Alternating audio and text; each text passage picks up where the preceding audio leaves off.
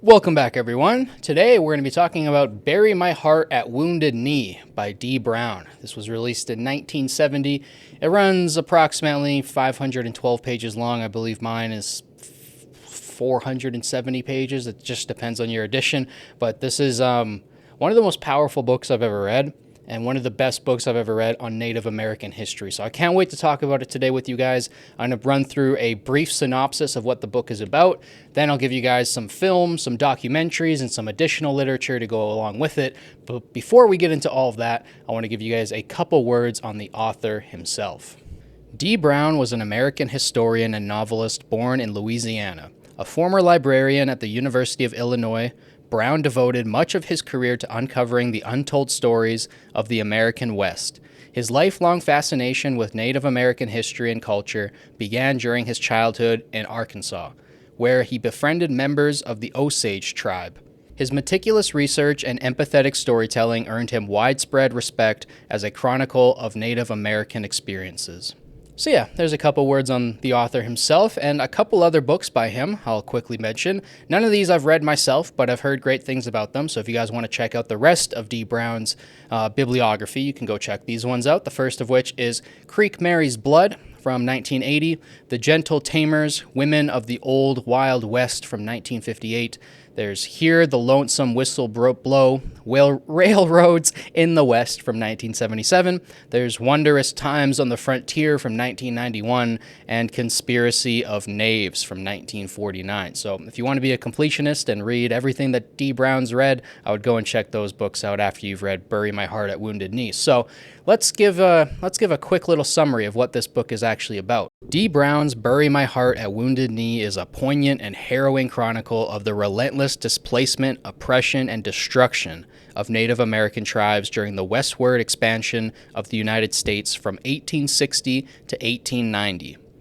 With heartbreaking precision, Brown brings to life the struggles of leaders like Sitting Bull, Geronimo, and Red Cloud, weaving a narrative of broken promises, stolen lands, and shattered lives. By drawing on official records, first-hand accounts, and tribal oral histories, Brown crafts a sweeping, evocative history that exposes the moral and human cost of manifest destiny. This masterwork illuminates the courage and resilience of Native Americans, making it an essential, eye-opening read for anyone seeking to understand the true legacy of American expansion. So yeah, this is, needless to say, a harrowing, emotional, powerful tale that I think everybody should read if you want to learn more about Native American history. This was actually the first book I ever read on Native American history. I think I was in high school when I read it for the first time. I reread it a few months ago, and ever since then I've wanted to make a video on it. So that's what I'm doing today.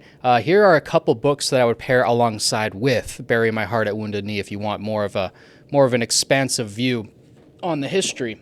One of which is Custer Died for Your Sins, an Indian Manifesto by Vian Deloria Jr. Hopefully I'm saying that right. I haven't read that book myself, but I'm looking to pick it up because I've heard great things about it. Another one that I haven't unfortunately read myself, but I've heard fantastic things again, and I really want to pick this one up. It's called Black Elk Speaks by John G. Nahart. So I've heard a fantastic amount of good things about that book, so that's probably going to be one that I pick up next if I do dive back into Native American history, which of course I'm going to do. I always come back to this every once in a while. And two other ones that I have read that I do highly recommend that are on my shelves, one of which is Empire of the Summer Moon by S.C. Gawain. This is a fantastic book. It's very, very exciting and riveting, and it's a page turner. It's one of those history books that I highly recommend people read if they're just getting into history, because it pulls you into the adventure and it doesn't let go. It's relentless all the way through. So I probably will make a video on why you should read this book separately. Like I'll make a separate video on just this one. But yeah, highly recommend this one as well. It's a riveting read. And I would also recommend, and you could pair this with the film that just came out a couple years ago, Killers of the Flower Moon by David Gran. This was also a fantastic book. I didn't read it before the movie. I saw the movie, and then I was so intrigued by the story that I went on and bought the book and read it, and it's also a fantastic, fantastic read. So I'd pair those three together. Those are kind of the three books that I myself own about Native American history. I also have a book on the Trail of Tears, but it's a little bit dated, so I didn't want to mention it today. So now I want to go over a couple films and a couple documentaries that I would also pair with reading this book, because when you read books, you know, some of you guys out there are more visual and you want to immerse yourself in the world even further. So a great way to do that is some books. There is one book called There's a film called Bury My Heart at Wounded Knee that came out in 2007. It's an HBO adaptation of this book itself. So that's probably the first place I would start.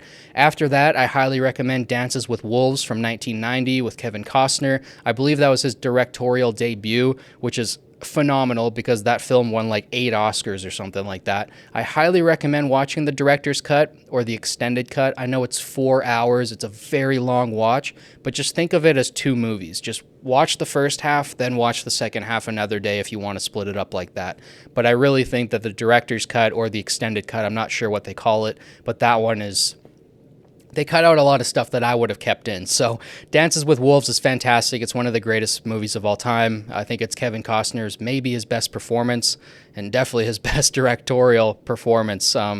Really, one of the greatest directorial debuts ever. So highly recommend that one. The next one I watched in school. I'm sure many of you guys probably also have watched this one in school. It's The Last of the Mohicans from 1992. It's a fantastic film, very emotional, and like I said, I watched it in school when I was in grade, 6 or 7, so it's not too violent or anything like that. You could watch it with your children. It's a fantastic film. I really, really liked that one. And lastly, this isn't really it's sort of a Native American film, but it's more modern. It's called Wind River from 2017. It has Jeremy Renner and Olsen, Elizabeth Olsen, so Hawkeye and Scarlet Witcher in it, but they have a fantastic performance, both of them.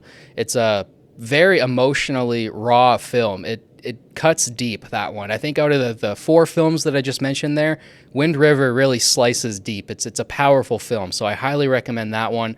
And a couple documentaries. So the first documentary that I would recommend is We Shall Remain from 2009. It's a 5-part PBS series that goes over the Trail of Tears and the Wounded Knee Massacre. Highly recommend that one. That's probably the best documentary to pair with this book. The next one is The Canary Effect from 2006. Again, a very emotional and just powerful film. Documentary, I should say. And then the third one is Real Engine from 2009. Also fantastic. Highly recommend that one as well. And the last one that I'll mention today is Incident at Olaga from 1992.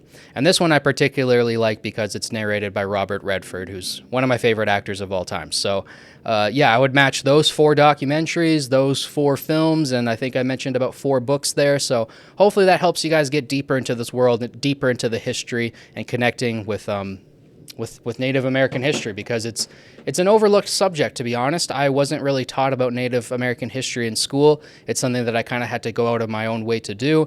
And I was given this book by Dee Brown by my grandpa, actually. He's always been very fascinated with Native Americans and Native American art. He creates his own art that kind of mimics Native American art. He'll carve faces into trees and stuff like that, and it's really cool. He has a pretty profound knowledge of at least Canadian Native Americans, because we have obviously different tribes up here. But yeah, I highly recommend that book.